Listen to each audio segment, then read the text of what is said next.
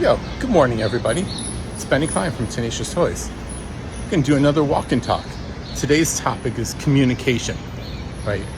This is something that is not directly related. It's not relegated to the toy industry at all. This is if you are selling stuff and making stuff, if you're an artist, if you're a business owner, you got your own shop, you got your own brand. And if you are an artist, you have your own brand. That's what you're operating right there. Communication is really, really important. So you need to think about this in a couple of ways, right? If people can't talk to you, can't communicate with you about your services, your products, probably not going to buy anything. Now, it's like a slippery slope, right? Because if you're too available to everybody, like you have 73 billion social media accounts like me, and then all these other ways of getting contacted, it gets a little cumbersome, right? It's not effective for you, especially if you're a creative person, right? You're an artist. You need to spend the majority of your day in that creative zone making your art. And you really can't get out of that to do all this crazy communication with everybody all the time. So you need to really think about that whole system and refine it so that it works for you. So here's what I recommend, because I do a lot of business development consulting for lots of different types of businesses on the side. So I've been thinking about business a lot in that way lately, and I wanted to relay that to my toy friends because it's super important for you guys. A lot of you artists don't really like communicating all that much. That's just the way artists are. You're very in your own head. You're making your creations. You're thinking about you and yourself and how you think about things. And that outbound communication is it's difficult for a lot of you. And I know that because a lot of you have told me. And I'm an artist too. So a lot of times I just hate communicating with everyone, believe it or not. Sometimes I feel like pushing info out into the world. And that's what you see here. I'm doing a walk and talk. But for your own communication, you need to decide how you would like to be contacted. One way, or maybe two ways that are very convenient for you and how you live your life. And you need to make those ways of getting touched or communicated with really easy for people to understand. So if you have a link tree on your social media, you need to put those instructions in there. Best way to contact me is by X.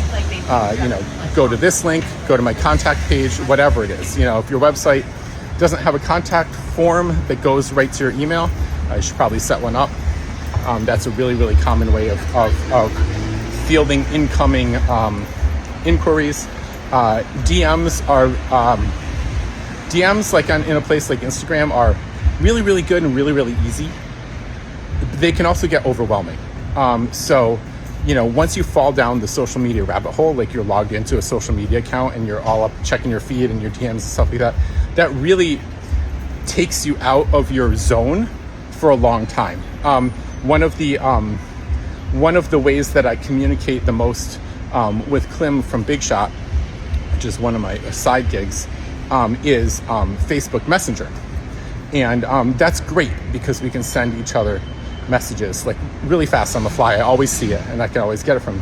However, there's a downside, which is that I'm there in the Facebook ecosystem then, and it's so distracting and it detracts from my ability to get work done quickly and efficiently. So thankfully me and Klim, we're now going to be messaging each other through Basecamp, through our project management tool, and that's going to just be easier for internal communication. But for you as an artist and a brand, you really need to think about what one way or two ways that you would like to be contacted.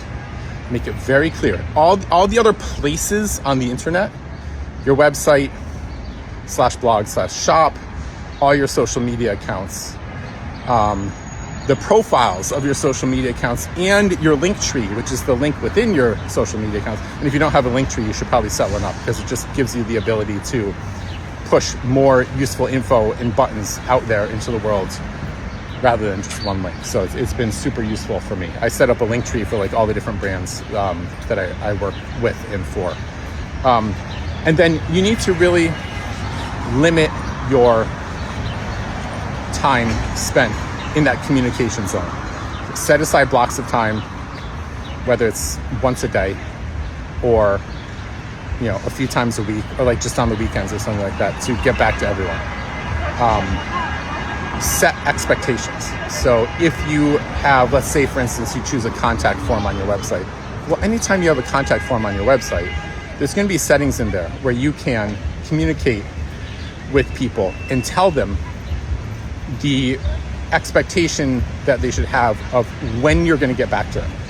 If you say, hey, thanks for messaging me, they expect you to get back right away. You say, hey, thanks for messaging Benny.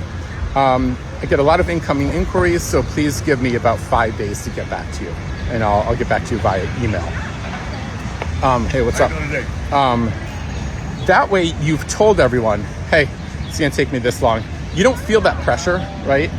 Because you know that you've got time, and everyone can just roll with that. I sell products in a shop, and customers now expect me, because I sell like regular stuff, to ship everything fast, and so I need to get back to people fast. But that's a trap that I've set for myself, right?